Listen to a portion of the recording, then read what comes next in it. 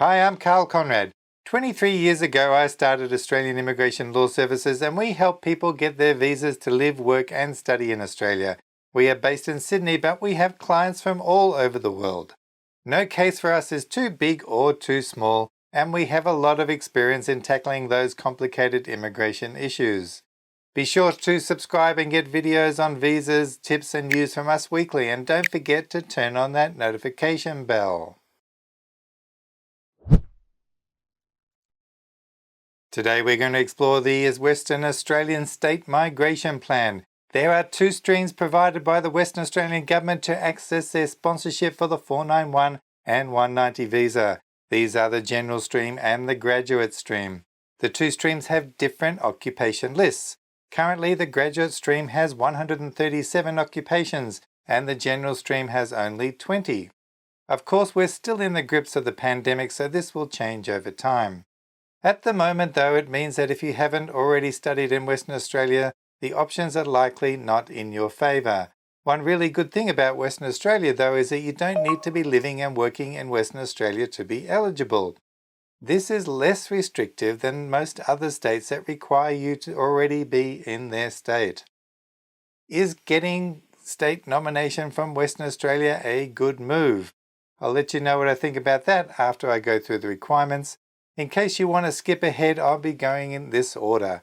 Occupation lists, the Graduate Stream, the General Stream, common requirements for both streams, and the application. You can move through the video using the time chapters. There are two occupation lists. The General list is for the General Stream and the Graduate list is for the Graduate Stream. Do be careful to use the right list for the stream that you're applying under. The General list, as I mentioned earlier, only has 20 occupations. All occupations on this list can apply for both the 190 visa and the 491 visa. The Graduate list is longer with 137 occupations, but currently you don't see registered nurses at all, which is actually quite surprising. All occupations are eligible for the 491 visa, but not all can apply for the 190 visa. The types of professions on this list are quite broad. For both lists, certain occupations are for regional work only. If your occupation is marked for regional only, then you must provide evidence of employment or a job offer that is physically located in regional centres and other regional areas. The eligible postcodes for the regional areas are 6041, 6044, 6084, 6207, 6213, 6215, 26537 and 6560 to 6770. The link to the occupation list is in the description below.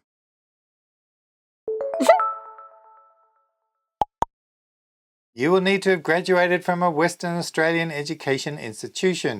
Your course must be at least a bachelor degree or higher, graduate certificate or graduate diploma, or a vet certificate 3 or above. You need to have studied at least 2 years, and you can make up these 2 years by combining different courses. You can include study at higher education course, a vet certificate 3 level course, and even a language program. For example, you can take 1 year graduate diploma, 6 months of a vet certificate 3 course, and then 6 months of an English program. The education institutions you have studied for those 2 years must be accredited.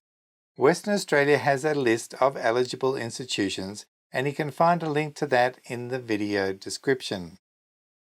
You need to show evidence of living there while studying in WA. If your studies were affected by the COVID-19 pandemic, you can count this period, but you must show evidence that you were enrolled as an onshore student in Australia.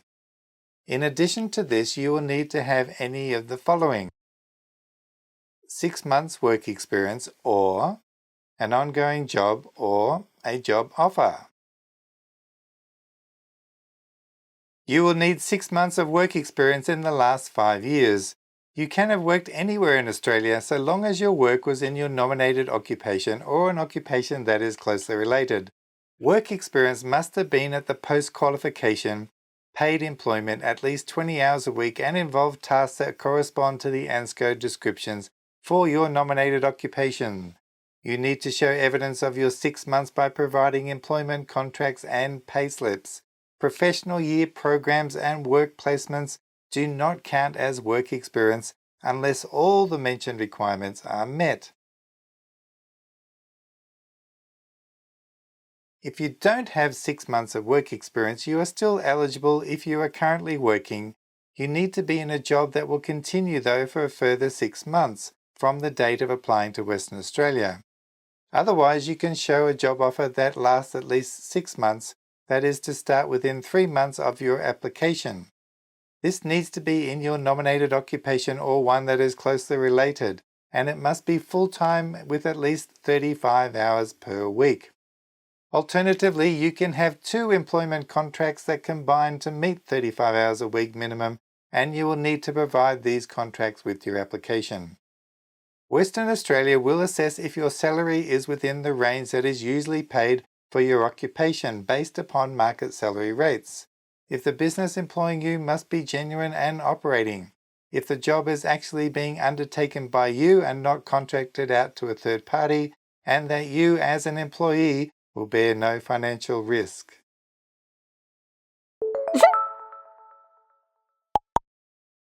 If you're applying under the general stream, you'll need to fulfill the following requirements. You need to be able to claim at least 5 points for work experience on the points test. This must be reflected in the expression of interest that you submit with your skill select. Work experience must be post-qualification in paid employment and at least 20 hours per week. Learn tips on claiming skilled employment points in our other videos linked in the description below. Make sure you are claiming for the maximum points you can through closely related occupations and understanding when your work experience counts. In addition to this, you'll also need to provide an employment contract in your nominated occupation or one that is closely related for at least 12 months from the date of your application. It must be full-time with at least 35 hours per week. You can use 2 employment contracts to meet the 35-hour per week minimum, and your salary must meet the market salary rate. The business employing you must be genuine and operating, and the job must be performed by you, not contracted out to a third party.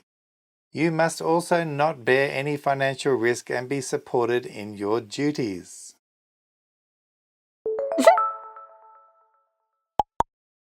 For both streams, you need to be currently residing in Australia and must show evidence through lease agreement, utility bills, and so forth. If your occupation is under ANZCO Major Group Occupations 1 or 2, you must have proficient level of English and must have the English test results to prove so. Otherwise, you only need to meet the Immigration Department's requirement of competent English. You can find out your occupation groups by doing a quick search on the ANZCO website. Whether for prior work experience or showing an employment contract, Western Australia considers closely related occupations to be occupations that share the same first 4 ANZCO digits in their ANZCO code. You can watch our previous video on this topic by using a link in the description. Employment contractors submitted by an independent contractor or for self-employment do not meet the above requirements. Employment contractors submitted by a sole trader will be considered if the sole trader is not the applicant and all other contract requirements are met. Finally, you need to show evidence of sufficient settlement funds through bank statements or asset valuations. The current minimum amount of funds required is $20,000 for a single person, $30,000 for a couple, and an additional $5,000 for every dependent.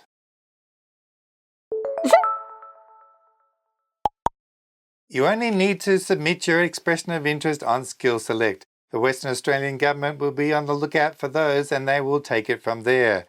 Western Australia selects applicants based on this ranking system. Those on the general stream will be chosen by the highest test scores first and then the earliest expression of interest in.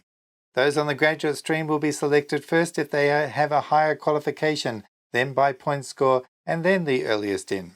75% of the quota for the graduate stream is allocated those with higher education qualifications, and the remaining 25% of the quota will go to vet graduates. If you are selected, you will receive an invitation to apply, and you will need to submit the application within 28 days. Once Western Australia approves your application, you receive an invitation from the Immigration Department to apply for your 190 or 491 visa. Don't forget that you need to meet all of the Immigration Department's requirements as well. To learn more about those requirements and of the 190 and 491 visas, watch our videos on them. The links are in the description. Personally, I'm not a fan of the way Western Australia has managed its state migration program. In the past, Western Australia has devastated many international students by removing their occupations from the graduate list without notice.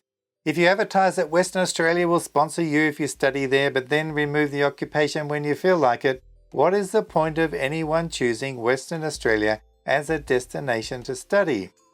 If you still choose to go there and study, then best of luck, but there are definitely more reliable states to choose from. Need more help? We do Zoom, Skype and telephone consultations, and you can make a booking at australiavisa.com or simply just pick up the phone and call us. Follow us on Facebook and remember to like and comment and to share this video to support us in making more content, and do subscribe if you haven't already done so.